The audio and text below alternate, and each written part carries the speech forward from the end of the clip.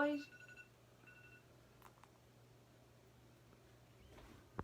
Oi gente, tudo bem com vocês? Então, no vídeo de hoje eu vou falar sobre o segundo reinado, né, que basicamente foi o Império de Dom Pedro II. Então, eu vou explicar tudo resumidamente, eu espero que vocês gostem, então vamos lá.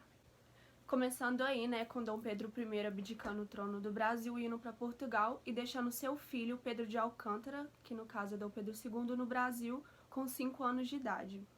Só que Dom Pedro II, ele era muito novo para governar o Brasil, ele era basicamente uma criança, então, durante o seu crescimento, os ministros foram governando o Brasil e, com isso, eles foram educando Dom Pedro II, ensinando ele sobre política e preparando ele para quando ele fosse o imperador. Em 1840 foi feito o golpe da maioridade, que colocou Dom Pedro II no trono com 14 anos de idade. Dom Pedro II foi um cara muito racional e muito inteligente, ele estudava muito, inclusive ele viajava vários países enquanto ele estava viajando, ele deixava os ministros para cuidar do Brasil enquanto isso, e ele ia viajar para estudar os lugares, inclusive tem uma foto dele no Egito que eu vou deixar aqui na tela para vocês verem.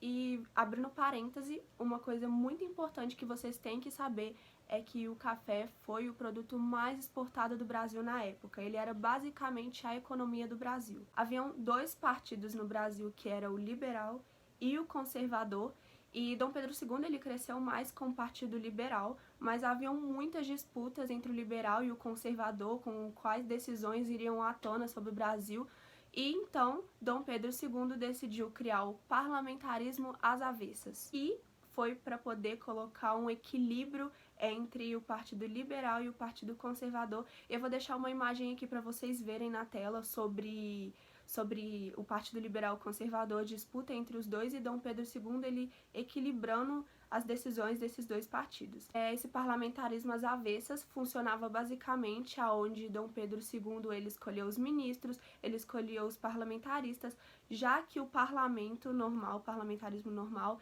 era onde os ministros escolhiam e depois parlamentaristas e assim adiante. Enfim, outra coisa também que vocês têm que lembrar é sobre o poder moderador, que basicamente é onde Dom Pedro II ele controlava os poderes executivo, legislativo e judiciário. Então, gente, agora eu vou falar pra vocês sobre a questão da escravidão. E todo mundo sabe, né, que a princesa Isabel assinou a carta para poder abolir a escravidão. Só que, gente, não foi só a princesa Isabel que estava no meio disso, de abolir a escravidão, tá? Também tinha a pressão da Inglaterra sobre o Império Brasileiro.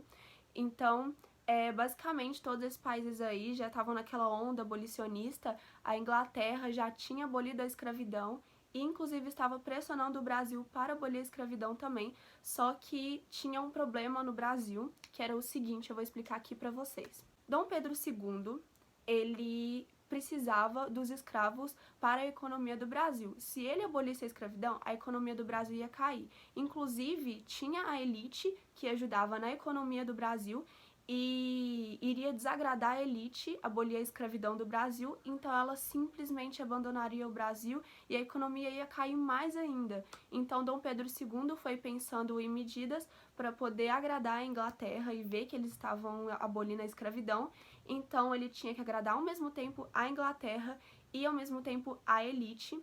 Então ele foi criando lei para ingleses ver, ele foi criando leis aos poucos para poder abolir a escravidão. A primeira lei foi aprovada em 1850 e foi a Lei de Eusébio de Queiroz, onde proibia o tráfico negreiro. E a Inglaterra também já estava fundando os navios, os barcos com o tráfico negreiro. A Inglaterra ela tinha extrema importância sobre essa questão do Brasil Império, porque a Inglaterra atuava muito na economia do Brasil. Então, a Inglaterra já estava bem na frente do Brasil, né? Que o Brasil está 100 anos atrasado da Inglaterra. Então, o Brasil dependia muito da Inglaterra. Então, gente, a segunda lei foi aprovada em 1885, que foi a Lei dos Sexagenários, que basicamente essa lei libertava escravos com mais de 60 anos. Mas, gente, 60 anos. Era muito difícil um escravo conseguir chegar até os 60 anos. Então, tipo, basicamente eram poucos escravos que eram libertos sobre essa lei. Gente, a terceira lei foi a Lei do Ventre Livre e ela foi aprovada em 1871, que escravos que nasciam, eles já eram libertos já e tal. Depois foi feita a Lei Áurea, que basicamente já aboliu totalmente a escravidão. Ela foi aprovada em 1888. Então, a Lei Áurea eu vou deixar pro final, que eu vou explicar sobre ela pra vocês.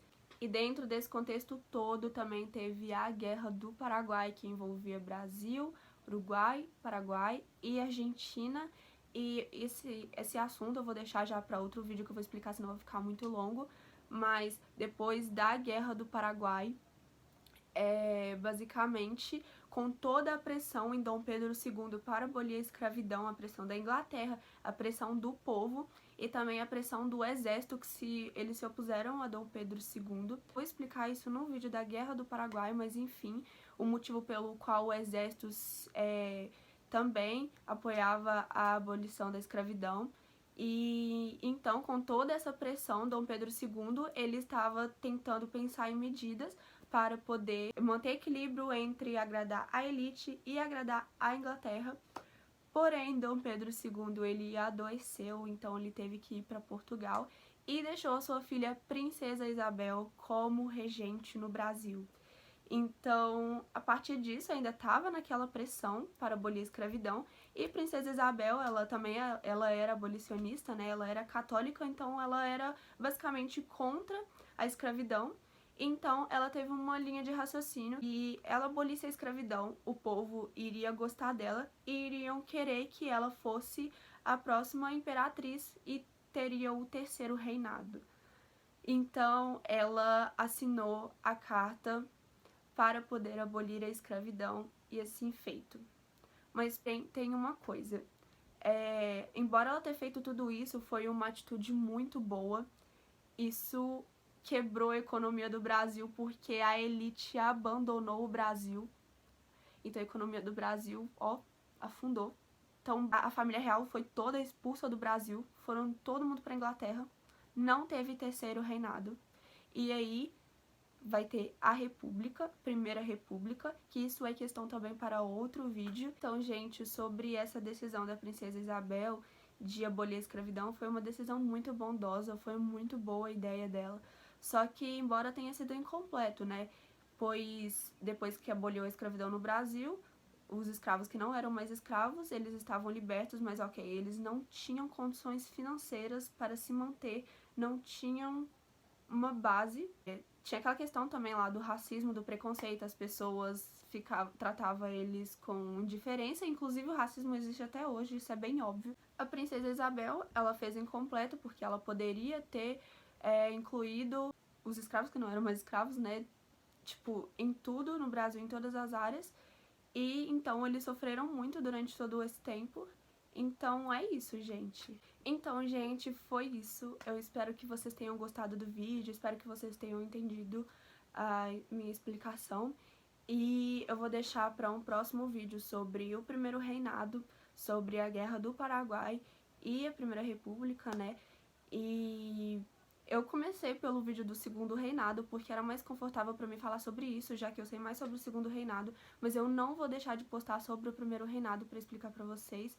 E eu vou deixar um print no final do vídeo sobre um mapa mental, com tudo resumido para vocês sobre o segundo reinado, para que vocês possam estudar.